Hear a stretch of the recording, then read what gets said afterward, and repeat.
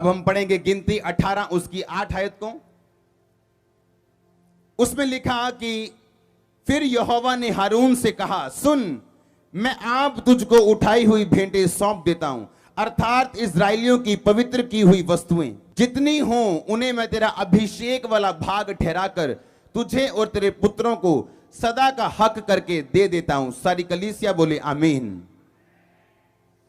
परमेश्वर ने कहा, मैं तेरा अभिषेक वाला भाग ठहराकर तुझे ये वस्तुएं देता हूं, तुझे ये ब्लेसिंग्स देता हूं, क्योंकि ये तेरा अभिषेक वाला भाग है।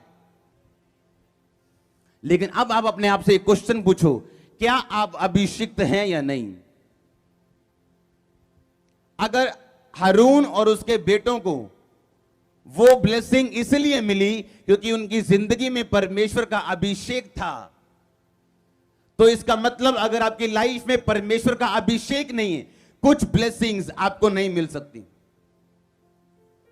अगर एक मैनेजर बनने के लिए आपको एमए करना जरूरी है, पोस्ट ग्रेजुएशन करना जरूरी है, और आप सिर्फ 12वीं पास हो, तो आप जितने मर्जी दिल के अच्छे हो, लेकिन वो कुर्सी आपको नहीं मिल सकती, और उस कुर्सी के साथ जुड़ी हुई सारी आशीषें भी आपको नहीं मिल सकती।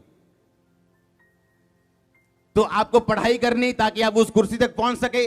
उसी तरह परमेश्वर ने कहा, कुछ ऐसा भाग है इंसानों का जिसको परमेश्वर चुनता है और देते हैं, लेकिन वो उनकी जिंदगी में आता है जिनकी जिंदगी में अभिषेक हो।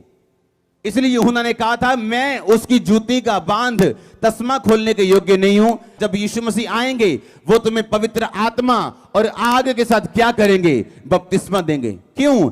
ताकि जो अभिषेक वाला भाग तुम्हारी जिंदगी में परमेश्वर ने सोचा हुआ है, तुम्हारी जिंदगी में एंटर कर सके। कुछ बीमारियां ऐसी हैं, जितना मर्जी जो मर्जी कर लो, जब तक आप एक अभिषेक के सर्टेन लेवल तक नहीं पहुंच जाओगे, वो आपकी जिंदगी से कभी नहीं जाएंगी।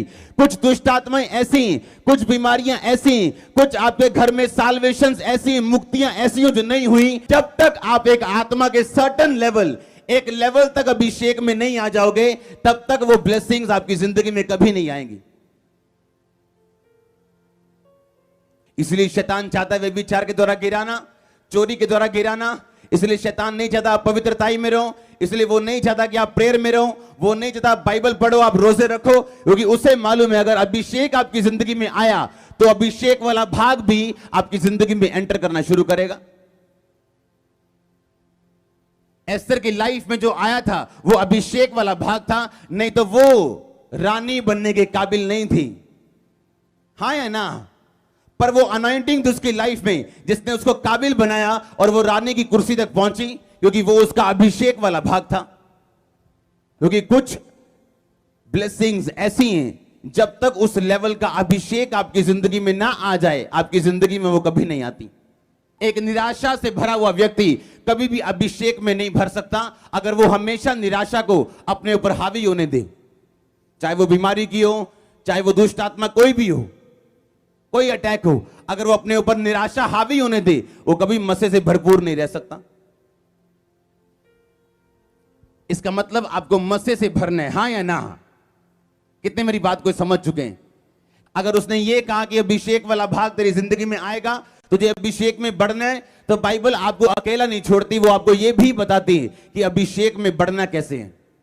और आज इस वचन के द्वारा परमेश्वर आपकी बुद्धि को खोलेगा, आपको ग्रेस देगा और अनुग्रह देगा। आपके छोटे बच्चे तक अभिषेक में बढ़ेंगे, आपकी जिंदगी अभिषेक में बढ़ेगी। आज एक स्पेशल मीटिंग स्वर्ग के द्वारा डिजाइन की गई आप लोगों के लिए, अभिषेक में आपको बढ़ाने के लिए और आपकी लाइफ चेंज करने के लिए। अगर आमीन चाहिए, आशीष आपकी है।